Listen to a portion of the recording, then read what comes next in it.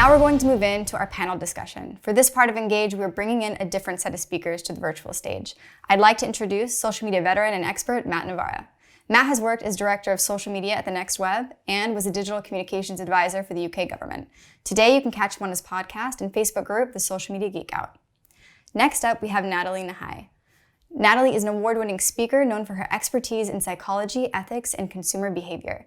She's also the author of the best-selling book, Webs of Influence, The Psychology of Online Persuasion.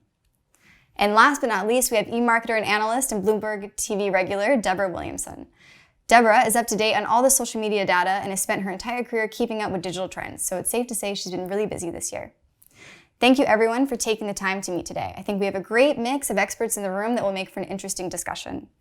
As you know, the theme of the event is the value of experience. We have talked a lot about customer experience, but I wanted to steer the conversation in a slightly different direction. This has probably been key discussion in the world of social media over 2020, and it's the user experience of platforms, the effect they're having on society, and how they're monetized, all points which were highlighted in the controversial film, The Social Media Dilemma. So I'd like to pose the first question to Matt Navarra. So trust between brands and consumers is essential, but with the amount of data and online tools available, the lines can be blurry between what's illegal and what's unethical. So how can marketers ensure that they're on the right path, and what responsibilities do they have to their customers?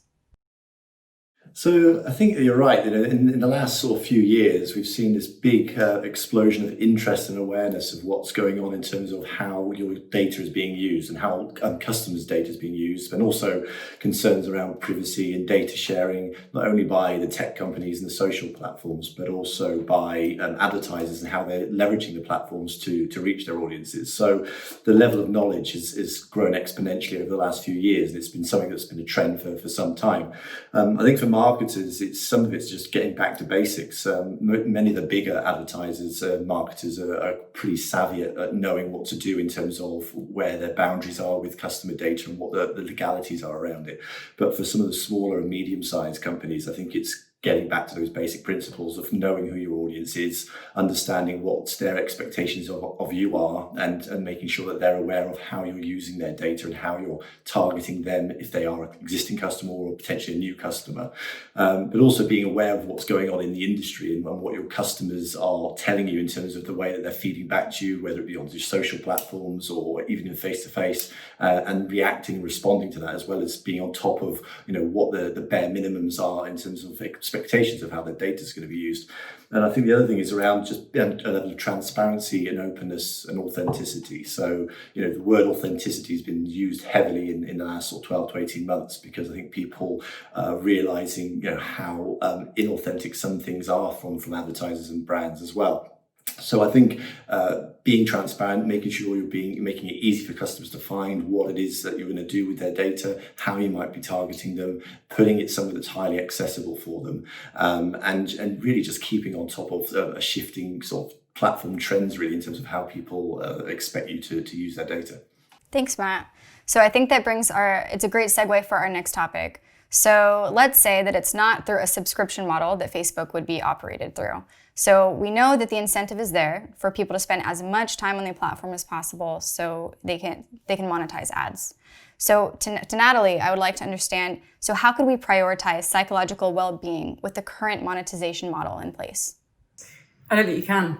I think the model is fundamentally in need of revision and reorientation around different values.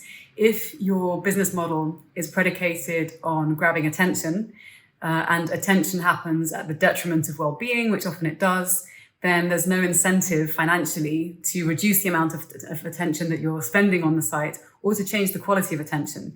I think if we're going to look at well-being, one of the theories we can look at well-being through the lens of is called self-determination theory.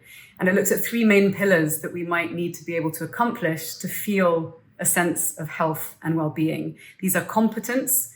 The competence, that means the skill to be able to change our environments to meet our goals. It means autonomy, having the volition, the agency, the power personally to be able to change our environment. And then relatedness, which is about relationship and positive relations with others. Platforms like Facebook and other social media platforms obviously hit up the relational aspect, but they don't make it easy for us to change settings. And they certainly don't make it possible for us to alter settings that go against their best interests. So the level of competency and agency are lacking in most of these situations. So I think an entire restructuring would have to happen. And that would mean that they would have to find value elsewhere, either through paid subscription models or some other form of monetization, which is yet to be suggested. Yeah, so we're going to get into that later, so hold that thought. But for right now, I'd like to direct the question to Deborah. So I know you're following a lot of marketing trends and social media data over the years. So we know that after this documentary came out, there was a lot of users threatening to delete their Instagram and Facebook accounts. So I wanted to pose this question to you. Is there a risk that this can happen, first of all? And are people really leaving Facebook when we look at the numbers?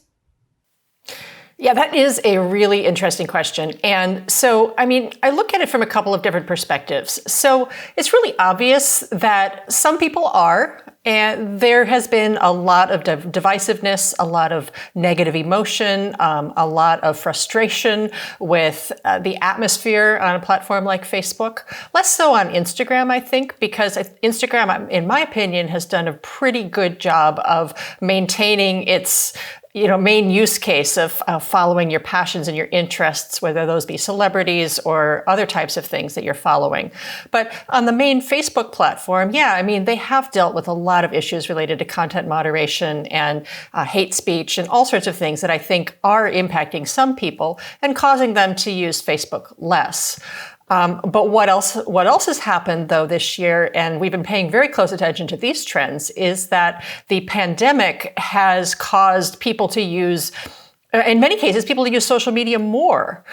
So maybe they've disengaged earlier in the year or last year for some reason, but they realized as they were in lockdown or isolated from their family and their friends, that social media was still the way that they needed to, the thing that they needed to be able to stay in touch with people and to stay in touch with their friends. So we saw engagement with social platforms, Facebook included, go up pretty substantially in the early days of the pandemic. What's happening now, though, is I think that the pandemic effect, the pandemic bump that we've called it in some of the research that I've done, is starting to wear off. And so we're starting to see people maybe disengaging again, maybe not using platforms like Facebook quite as frequently because they've settled into their new normal, whatever that is, for one reason. And then for another reason, I think the frustrations maybe have started to come back. Thanks, Deborah. So this next question, I'll pose it to Matt first, but I think that every one of you will have an interesting perspective. So I would like everyone to weigh in on this one. So we've all been circling around this topic. So in your opinion, do you think there should be an option for a paid Facebook subscription so users can opt out of seeing ads? Matt?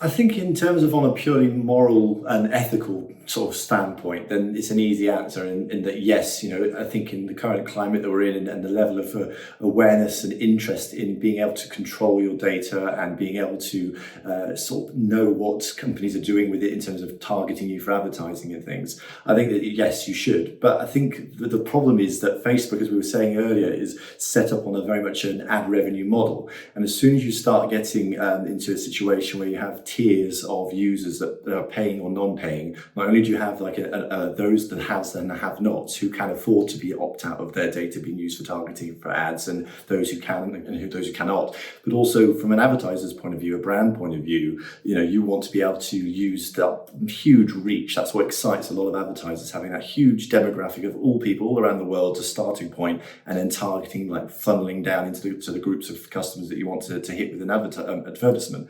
As soon as you segment that and start having some payers and non-payers, people who are opting out of seeing ads or don't have to see ads and don't want to be targeted by ads, then it becomes a less attractive proposition. And then the whole business model for Facebook starts to become slightly trickier.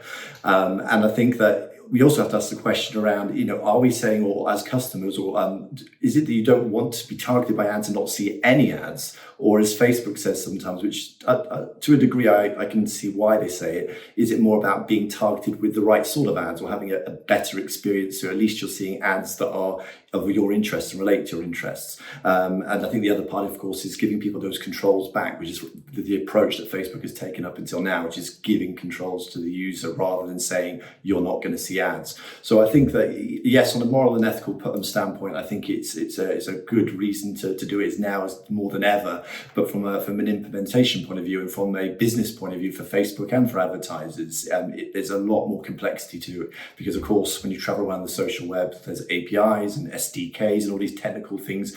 Facebook Pixel. Facebook isn't just about being on the platform and using it on your app for a few hours a day. So it's a big question with a lot of complexities, and I don't think there's one easy solution right now. Thank you. And Natalie, would you have anything you'd like to add up for that? I think Matt makes some really important points, especially around where sort of the issues around ethics and morals. I think the other aspect that I would bring into play is alignment of values between the user and the platform or the person or people who are directing the trajectory of the platform. How Facebook spokespeople have spoken about the mistakes that they've made and not sought to change them until they've been forced to through, legal routes. I think personally, I don't believe that Facebook is the kind of behemoth that's going to change. I think it would be nice to see alternative platforms that are founded on different values, that are clear and distinct from those of Facebook, that can offer the same level of interactivity, but without the same ethical and moral compromises. And that includes all sorts of issues that we've seen around the role of publishers or pseudo-publishers in allowing hate speech and political ads that are not fact-checked to propagate. I mean, this is a much, much bigger systemic question that we're talking about. And I don't have confidence that Facebook have the motivation to make the change necessary. So I'd like to see alternatives. Okay, and Deborah, if you think there was a subscription model, do you think that's something users would be interested in? How do you think the trends would change if that was something that was open? Yeah, and I think that both Matt and Natalie have made some really very valid points, and I 100% agree that there's a lot of negativity about Facebook, the ad-supported model. There's a lot of criticism of it. But when you look at the numbers, I mean, I actually went back and looked at some data that came out. This was in 2018. So after the Cambridge Analytica scandal broke, the data handling scandal. So research was done then, and in the findings of that research, 77% of people in the United States said they were willing to stick with the ad-supported version of Facebook. And only 23% said they would not pay to see that they would pay to not see ads. So, 3/4 were very happy, despite what was happening with Cambridge Analytica, to continue using the ad-supported version. So I haven't seen as much research lately to see if those numbers have changed. But another angle that I think I would want to bring into it is the financial one. I mean, part of what we do at eMarketer and Insider Intelligence is we estimate ad revenue for Facebook, and we also estimate how much ad revenue Facebook makes per user. And so our numbers this year estimate that Facebook will make $189 in ad revenue per year per user in the United States. And that works out to just under $16 a month. So from a purely financial standpoint, for Facebook to make that much money from subscriptions as it makes per user in advertising, you would have to charge that person about $16 a month to use Facebook. And I have to believe that not very many people are going to be willing to do that. Just as another data point, that's actually more than the price of a standard Netflix subscription that people are willing to pay for. So you're keeping up with the latest news and updates. So I'm curious to know your thoughts on TikTok. Do you think this could be a viable platform for brands, or is it just a passing fad?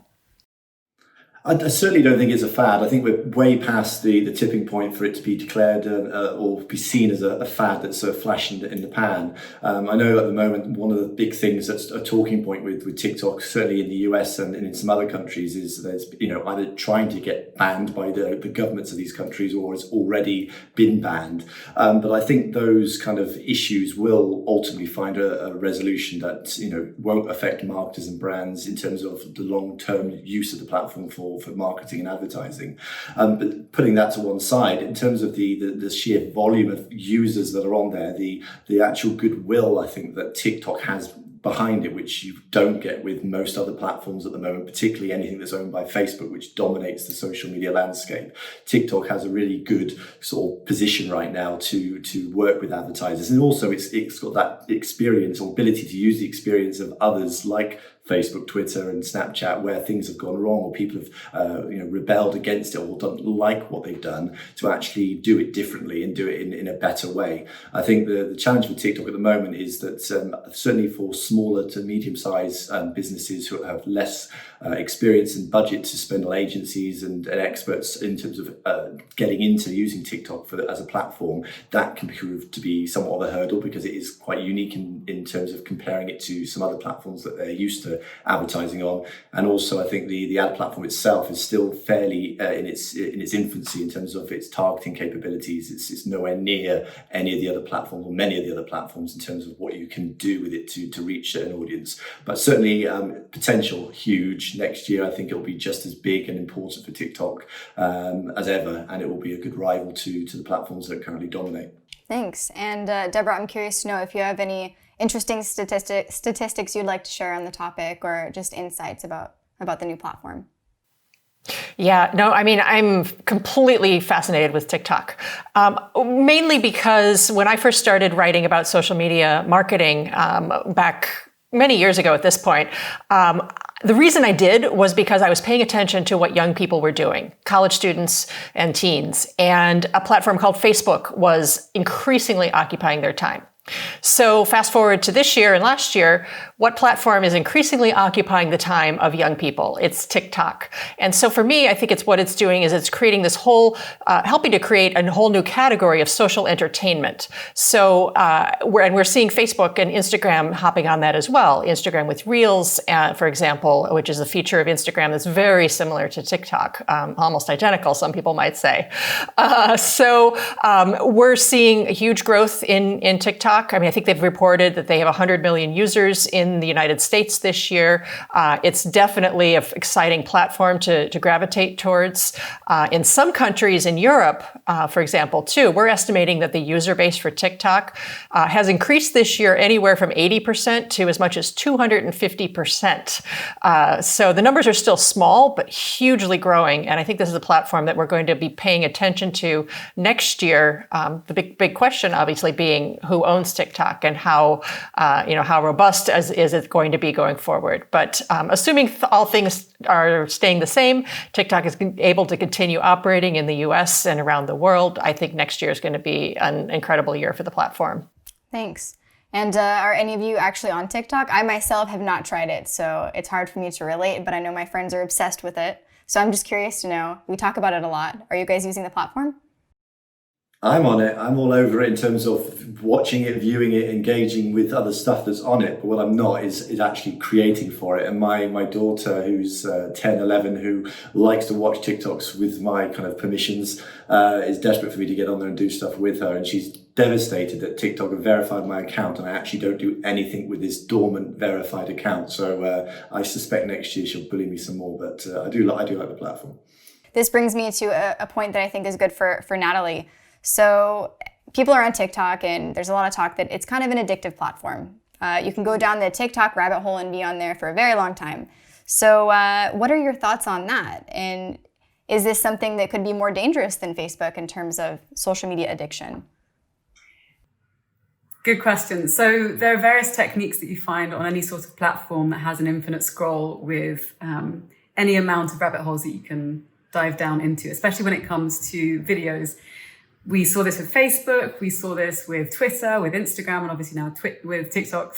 I think the interesting thing is that all of these programs, all these platforms are designed to condition us to expect reward. And these are tiny and these are unpredictable. So it could be anything from stacking a bunch of likes or activity on Instagram. So if you haven't gone onto it for a while, you go back on, suddenly you have a barrage of activity saying such and such has liked your post or whatever it might be.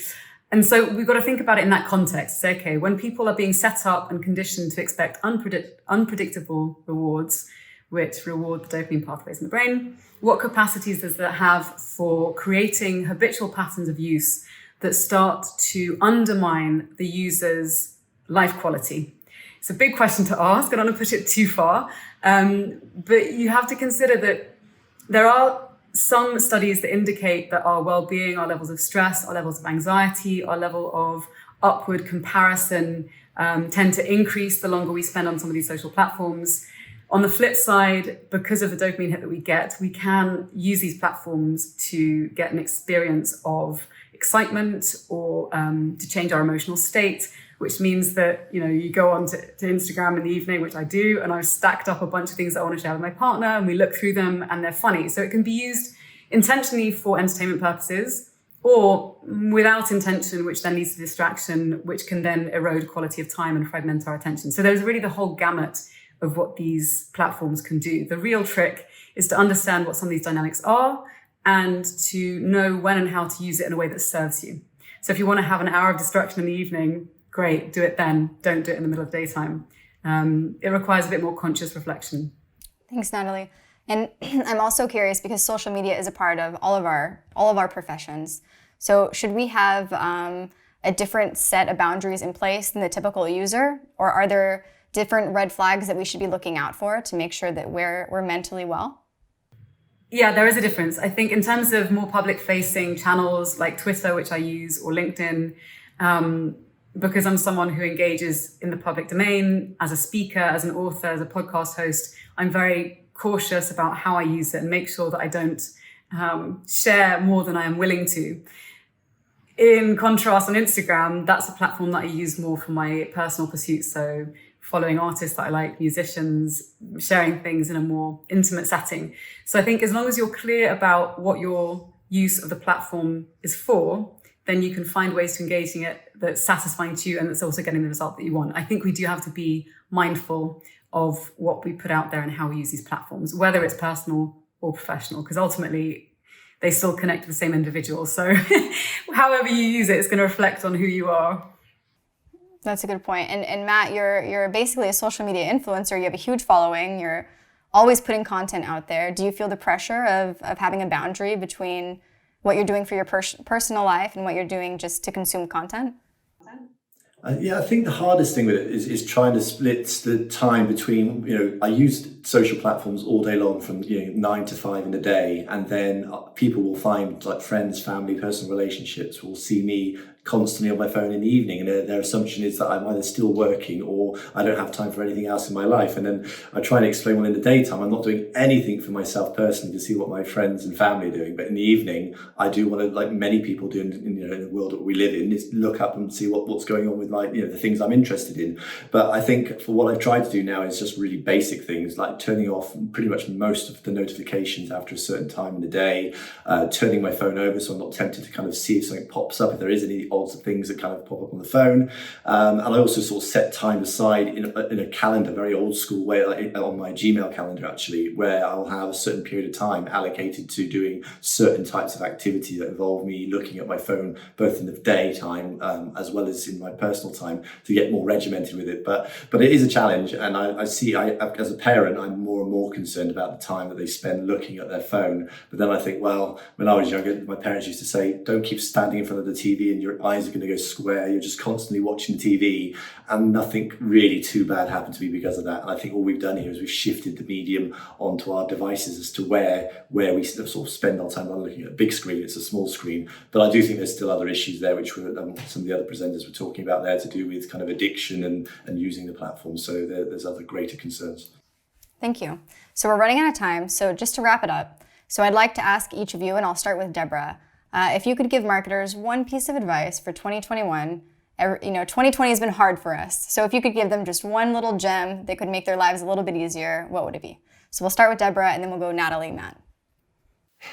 Yeah, sounds good. Yeah, and that is a tough one because you're right. 2020 has been an absolutely unbelievably crazy year for so many people. And I think what I would go back to is remembering that how just as tough as 2020 has been, I think it's taught all of us the ability, if we didn't have it before, to be resilient and creative and to bring in new ways of doing things, new ways of thinking about things, being able to pivot. I think we're going to look back on 2020, as tough as it has been for so many reasons, as a year where we're going to have seen lots of changes, both in consumer behavior, but also in how businesses run themselves. And I'm hoping as we enter 2021 that we'll remember that this is definitely a time where there is hope, and we're going to learn exciting things that are going to take us forward to meet the next challenge. Thank you. Natalie? I think building on what was just said, a lot of us have had the chance to delve into what we really, really value this year, what it is that we want to create in our lives, what we want to let go of. And I think for marketers, being the voice of companies and also having the potential to speak for their customers and bring that information back into the business is a real opportunity to think about what the values are that you want to stand for and how to orient not only your business, but also your communications around that. So what do you believe in? What kind of world do you want to help to shape? And how can you align yourself with your values in such a way that the things that you've endured this year, that you've had to go through, actually contribute towards a better vision of the future? Thank you. And last but not least, Matt? Yeah, again, I think building upon some of the points that others have made and sort of harking back to something I said earlier on about authenticity. I think the brands for me, that not just in the current year that we're in and previous years, but also I think going forwards, the ones that entertain me the most, the ones that make me stand up and sort of listen to what they're talking about, are the ones that have a real personality, an authentic, somewhat original if possible, personality and voice, that when you hear them, see them, spot their ads, you're straight away, you're kind of pulled into what they stand for, what they're about, and you get them. And I think there's so many brands that do marketing and advertising that is either overly salesy and promotional, or is very bland and kind of like you can take it or leave it, then it's very difficult to kind of be excited by that. So I think for brands in the next year is going back to their roots of, what do you stand for as a brand? What is your personality about? Paint a picture, if you like, of who you are as a brand, and then be consistent with that on all the platforms that you deliver on. And I think that level of authenticity, but also personality, is what will shine through versus all the other things that are going on. You don't have to be super smart and sophisticated with your ad campaigns if you have a really good brand personality. Thank you. So that's a wrap. Thank you all for joining us today. It was a wonderful discussion. And that's a wrap. We hope you enjoyed the first day of our Socialbakers Engage event. The good news is there's plenty more ahead of us. Get ready for more data, more insights, and more leading experts in our upcoming talks.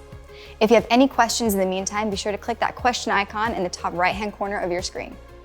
If you're not watching us on the Engage website, but you still want to get in touch, don't worry. You can send us an email to engage@socialbakers.com. And of course, be sure to get in on the conversation by using #SocialBakersEngage. We can't wait to hear from you.